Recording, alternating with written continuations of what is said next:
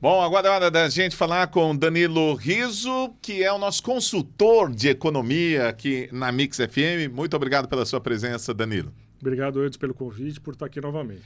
Danilo, a sua presença aqui na Mix é cada vez mais necessária diante desse mercado em que o Conselho Monetário Nacional está sinalizando mais um aumento, né? Da taxa básica de juros. O governo está querendo emprestar dinheiro, que é o empréstimo do Lula, e também a desaceleração da economia, sinalizada também pelo Copom, aí, enfim. Como é que a gente fica nesse mar? Eu estou perdido. Vamos lá, eu digo assim, sem dúvida tem um conflito de ideias aí, né? Eu acho assim, falando do Copom, né, da reunião e da ata até que saiu hoje, acabou agradando os economistas, né, acabou agradando a Faria Lima, no sentido de que, aparentemente, o temor que se tinha do Galípolo ceder às pressões do governo não deve acontecer, ou pelo menos não de uma forma tão forte como se esperava. Tanto que ele subiu aí na semana passada, né, os juros para 14,25, ou seja, 1%, e já avisou em ata que deve subir mais um pouco. Eu honestamente acho que não, mas eu acho que ele não vai subir, ele vai ficar em 14,25, mas ele deixou esse compromisso de provavelmente subir mais. O que é um sinal claro de desaceleração da economia, tentativa de frear a inflação. E aí você tem o governo que num primeiro momento, numa semana, aumenta a faixa de isenção de IR, ou seja, diminui a captação de recursos, e na semana seguinte cria o empréstimo consignado aí, que é atrelado ao FGTS. Então a gente tem cenários opostos. Você tem o Copom e o Banco Central tentando segurar a economia e você tem o governo tentando acelerar a economia. Numa análise bastante simplista, cada um está fazendo o seu papel. Mas, de novo, é uma coisa que eu tenho repetido, o timing do governo é um timing ruim. Porque a economia brasileira ela já está fragilizada, né? O gasto público é gigantesco.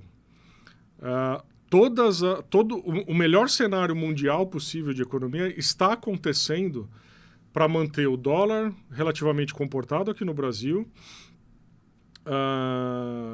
que não tem a ver com o governo, mas sim com a vinda de dólares do investidor estrangeiro para cá, por isso que o dólar abaixou. Por conta do juro? Por conta dos juros, em parte, por conta da desaceleração que o Trump está impondo na economia americana. Então, a economia americana desacelera, ela automaticamente distribui dólar para o mundo inteiro.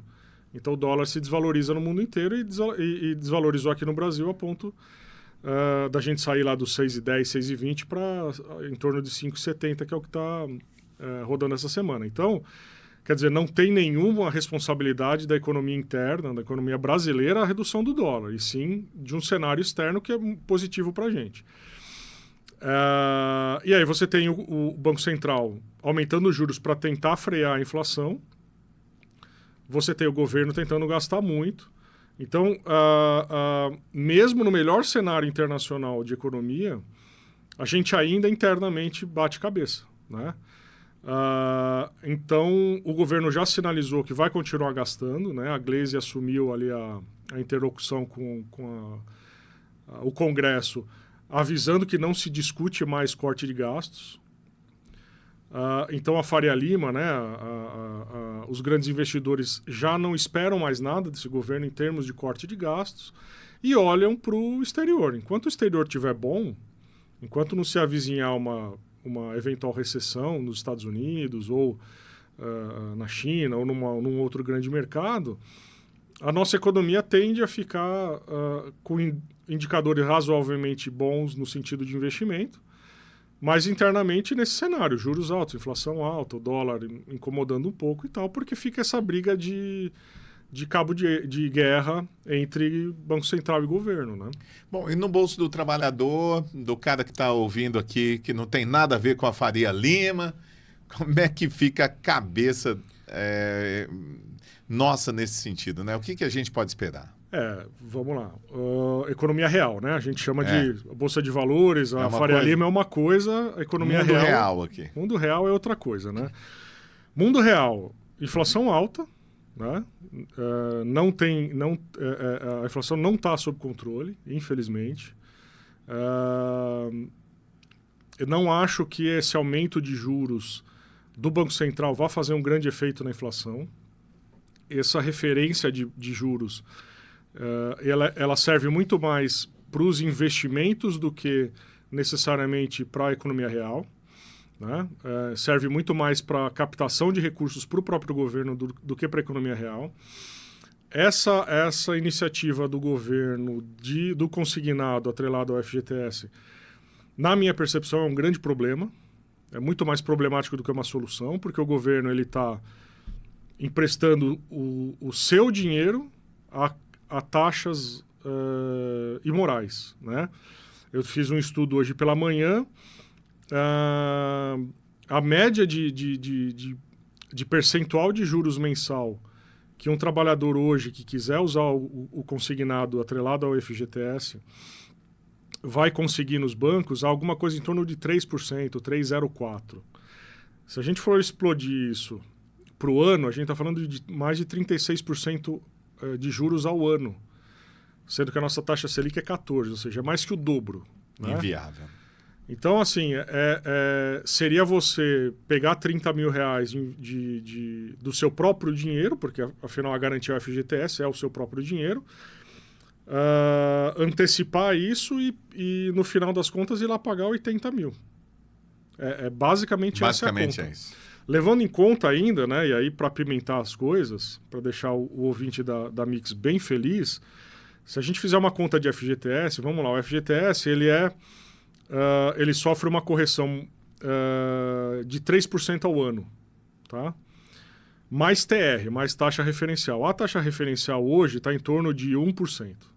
Então, o FGTS do trabalhador ele é corrigido anualmente a 4%. Nos últimos 12 meses, a nossa inflação está em 5,06%.